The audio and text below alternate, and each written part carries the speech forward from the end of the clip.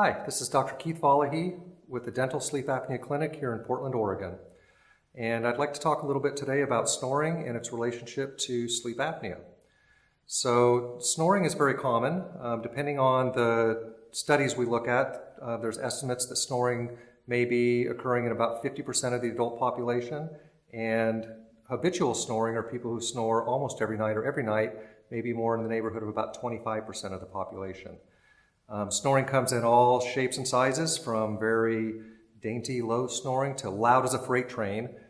Interestingly, the Guinness Book World Record for snoring is 111 decibels, which is about the level of a low-flying jet plane. So think about that. It would be like sleeping next to a runway with the windows open all night long.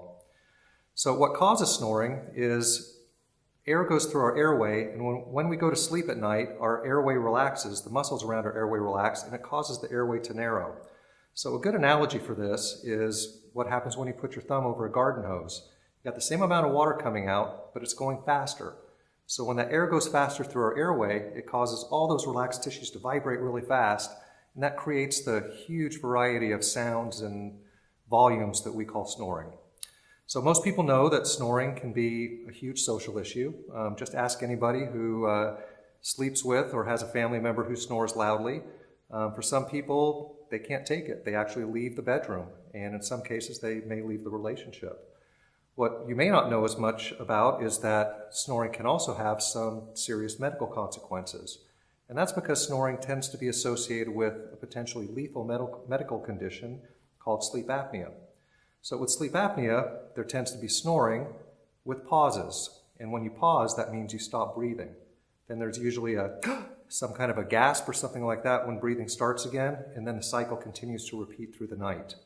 But basically, when you stop breathing, that means there's no air going in, no air going out, and that means less oxygen for your brain and other vital tissues. And over time, it's been shown that this can dramatically increase your risk for many medical conditions, including high blood pressure, diabetes, irregular heartbeat and other heart problems, anxiety and depression, pain syndromes, and that's just to name a few. I would like to say one thing about snoring in kids. This is not normal. If you have a kid who snores, that child should be evaluated by a sleep physician, because untreated sleep apnea in kids can be devastating to their growth and their development. Also, there is snoring that's not associated with sleep apnea. That's called primary snoring. With this type of snoring, it's more of a rhythmic snoring. So this is more like what you would hear in a cartoon, or the sawing logs type of snoring. That's not necessarily associated with any medical conditions, but we need to know for sure. And the only way to do that is to actually have a sleep test done and then have a diagnosis given by a sleep physician.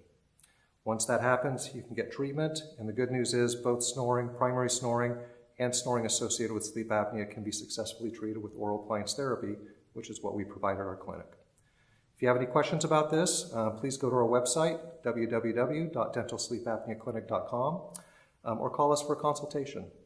Thanks for watching the video, and we hope to see you soon.